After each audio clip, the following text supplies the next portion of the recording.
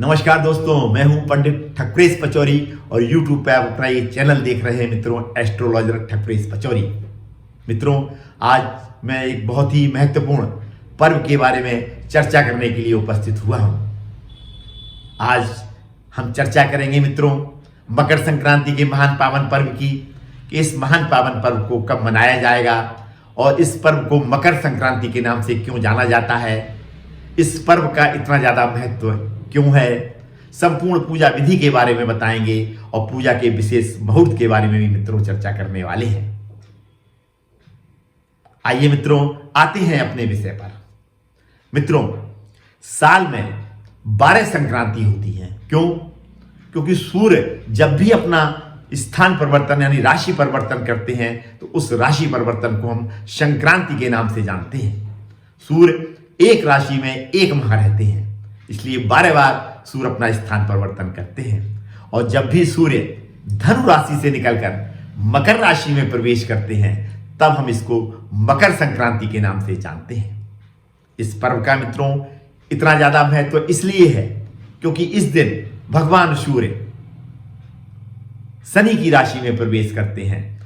सूर्य और शनि में मित्रों पिता और पुत्र का संबंध है, क्योंकि पिता पुत्र के घर में जाते हैं, इसलिए इस पर्व का मित्रों विशेष महत्व हो जाता है और इस दिन की हुई पूजा और दान का विशेष फल प्राप्त होता है। तो इस वर्ष जो है मित्रों मकर संक्रांति का जो पर्व है मित्रों वो 15 जनवरी 2024 दिन सोमवार को मनाया जाएगा। क्यों? क्योंकि इस दिन सुबह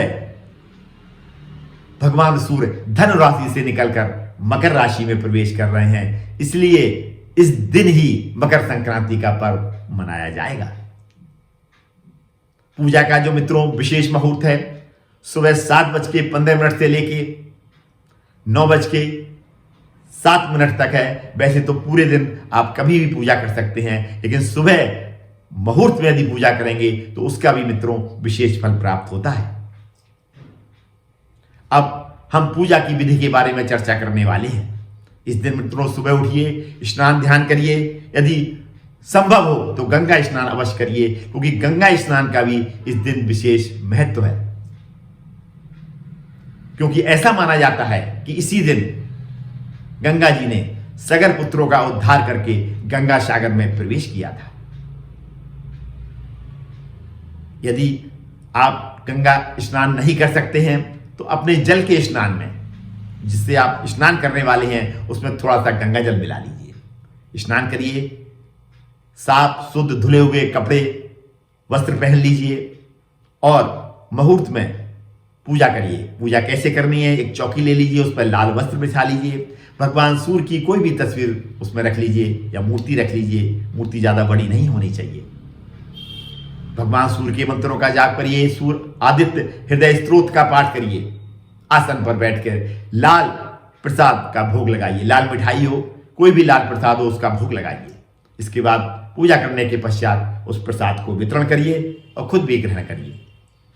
सूर्य को जल अवश्य देना है। ताम्रपात्र में 2 दाना गेहूं, रोली, लाल फूल और हल्दी डाल के ऊपर हाथ करके जल की धारा में से सूर्य की किरणें आपके हाथ पे पड़े। वो जल जमीन में नहीं गिरना है, क्योंकि वो पवित्र जल है। गमले या क्यारी में गिरना है। पटरे पे खड़े होकर भगवान सूर्य को जल देना है, क्योंकि पृथ्वी में ग्रेविटी है। यदि आपकी जन्म कुंडली में सूर्य की पोजीशन अच्छी नहीं है तो आने वाला 1 माह जब तक सूर्य मकर राशि में रहेंगे आपको कष्ट दे सकते हैं।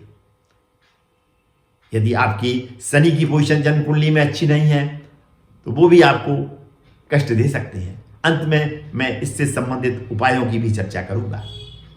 इस दिन किया हुआ दान विशेष महत्व रखता है। किस चीज का दान करना है आपको?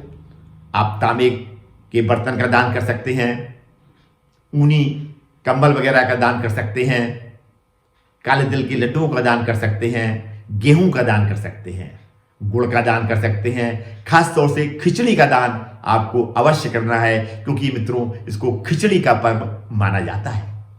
और इसी दिन से मित्रों खरमास समाप्त हो जाता है, सभी शुभ कार्य प्रारंभ हो जाते हैं। विधिवत मित्रों पूजा करिए और दान अपनी सामर्थ्य के अनुसार इस दिन अवश्य करिए, क्योंकि इस दिन की हुई पूजा और दान का विशेष फल प्राप्त होता है। जैसा कि मैंने अभी बताया, यदि जन्म कुंडली में आपके सूर्य और शनि की पोजीशन फेवरेबल नहीं है तो आने वाले समय में आपको कष्ट हो सकता है। इसलिए उन कष्टों के निवारण के लिए इस दिन एक विशेष उपाय मैं बताने जा रहा हूं। उस उपाय को अवश्य करिए। यदि आप उस उपाय को करते हैं तो सूर्य और शनि की पोजीशन जन्म कुंडली में विपरीत होते हुए भी आपको अच्छे परिणाम देगी।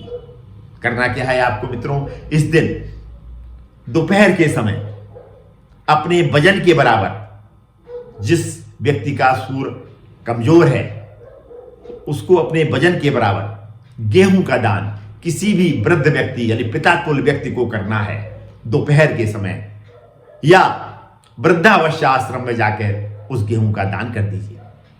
शाम के समय सूर्यास्त के बाद काले तिल के लड्डुओं का दान गरीबों और अपाहिजों को अपने हाथों से करिए। यदि आप एक छोटा सा उपाय इस दिन कर देते हैं मित्रों, साल में एक बार ये मकर संक्रांति का पर्व आता है, तो आप की जन्म कुंडली में यदि सूर्य और शनि आपको विपरीत प्रभाव देने वाले हैं तो उनका विपरीत प्रभाव समाप्त होके आपको अच्छे परिणाम मिलने लगेंगे। कैसा लगा मित्रों आपको ये मेरा एपिसोड? यदि अच्छा लगा तो सोशल मीडिया पर ज्यादा से ज्यादा इसको शेयर करें। कमेंट बॉक्स में अपना कमेंट लिखना ना भूलें, क्योंकि यदि आप सोशल मीडिया पर इसको शेयर करेंगे तो ज्यादा से ज्यादा ये जानकारी जो है आपके मित्रों और रिश्तेदारों तक भी पहुंचेगी और वो भी इसका पूर्ण रूप से फायदा ले सकेंगे। आज मैं अपनी वाणी को इस भावना के साथ में विराम देता हूं कि आप सभी पर भगवान सूर्य और शनि की कृपा बनी रहे, और यदि वो विपरीत परिणाम आपको देने वाले हैं तो उनका विपरीत परिणाम समाप्त हो और वो शुभ परिणाम आपको दें।